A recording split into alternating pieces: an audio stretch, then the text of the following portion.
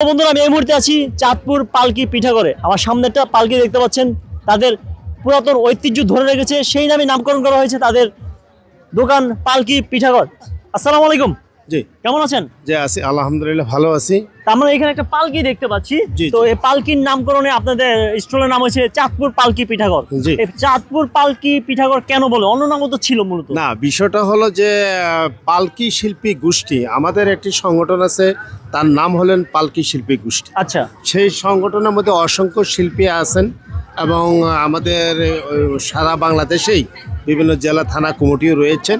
তো সেই সৌজন্যে পালকি শিল্পী গোষ্ঠীর সৌজন্যেই এই পালকি পিঠাঘর এখানে দেওয়া হয়। আচ্ছা, আর আচ্ছা। সেই পিঠাঘরের মধ্যে বিভিন্ন জেলা থেকে আমরা বিভিন্ন পিঠাগুলো সংগ্রহ করে থাকি এবং পিঠা সংগ্রহ এবং বিভিন্ন জেলার কারিগর দ্বারা সুরক্ষিত কারিগর দিয়ে আমরা এখানেই নতুন নতুন পিঠা আবিষ্কার, নতুন নতুন ডিজাইন, নতুন নতুন খাবার এবং সুস্বাদু এবং মানসম্মত। এখানে পরিষ্কার পরিচ্ছন্নতাটা হলো সবচেয়ে বেশি বিষয়। এই জন্য আমরা পরিষ্কার পরিচ্ছন্নতা রক্ষা করে এবং বিভিন্ন রকমের আইটেমে পিঠা এবং কারিগর দ্বারা এখানে সাথে সাথে তৈরি হচ্ছে, গরম গরম তৈরি হচ্ছে, গরম গরম কাস্টমারদেরকে আমরা বিতরণ করছি। যেহেতু পালকি একটা ঐতিহ্য, পালকি বাংলাদেশে এখন নাই, শুধুমাত্র পালকি শিল্পী গোষ্ঠীর কাছেই একটা পালকি আছে, এটা এবং সেগুন কাঠ দ্বারা তৈরি করা, এবং বাংলাদেশে আমি এটাকে উৎসর্গ করে দিয়েছি।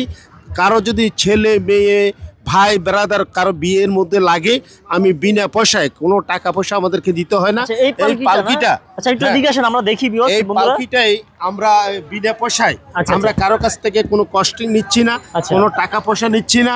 যদি কেউ এই পালকিটা নিতে চায় কারো বিয়েতে, তাহলে বাংলাদেশের যে কোনো প্রান্তে নিতে চায়, আমরা সেই পালকিটা দিয়ে দিব। আচ্ছা, এটা মূলত কাঠ দিয়ে বানানো না? এটা সেগুন কাঠ দ্বারা বানানো, এখন অনেক অক্ষয়। আচ্ছা, 50 বছরের গ্যারান্টি দিয়ে। কেমন খরচ হতে পারে পালকি যদি কোনো বিয়েতে যদি আপনি দেন? না, আমাদেরকে কোনো টাকা পয়সা দিতে হবে না, একদম না, বিনা পয়সায়। বিনা পয়সায়, শুধুমাত্র আপনারা আপনাদের নিজ খরচই নিয়ে যাবেন, নিজ খরচ আবার দিয়ে যাবেন। কোথা থেকে নিয়ে যাবে, কোথা থেকে দিয়ে যাবে? এটা আমার একাডেমি আছে মানিকনগর একাডেমিতে থেকে নিয়ে যাবে। আর শিল্পকলা পালকি শিল্পী গোষ্ঠীকে চিনে না এমন কেউ নাই, সবাই পালকি শিল্পী গোষ্ঠীকে চিনে। এখানে যার সাথে টাচ করবেন সে পালকি শিল্পী গোষ্ঠীকে চিনে, এবং পালকি আমরা যে বিনা পয়সা দিই এটা সারা বাংলাদেশের মানুষ জানে।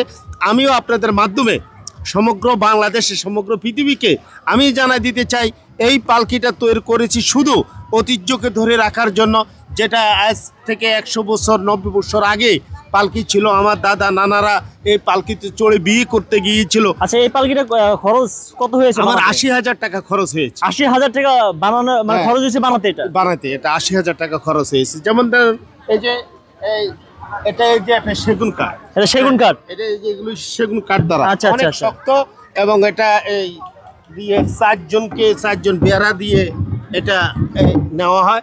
এটা অনেক শক্তিশালী। আচ্ছা আচ্ছা আচ্ছা। হ্যাঁ, তা আপনাদের মাধ্যমে আমি চাই যে বাংলাদেশের ঐতিহ্যকে সারা বাংলাদেশে যারা দাম্পত্য জীবন যারা নতুন করে বিয়ে করতেছেন, তারা যাতে এই পালকিটা নিয়ে, যেমন অনেক লক্ষ কোটি টাকা দামের গাড়ি নিলে এত সুনাম হবে না। আপনি একটা পালকি যদি একটা গ্রামে পৌঁছায়, তাহলে অন্তত 10, 20, 30 গ্রামের মানুষ এই পালকিটা দেখার জন্য আসবে। রাইট, এটা আমার কাছে এই জন্য মনে হয়েছে। আর এই জন্যই যাতে মানুষ নিতে পারে, এই জন্য আমি কোনো ধরনের ভাড়া নিচ্ছি না।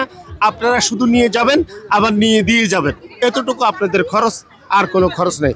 আমি আরও সুন্দর ডিজাইন করে দেব, যদি কেউ নিতে চায় আমি আরও সুন্দর করে ডিজাইন করে দিয়ে দেবো, কোনো সমস্যা নেই, আমার নিজ খরচে।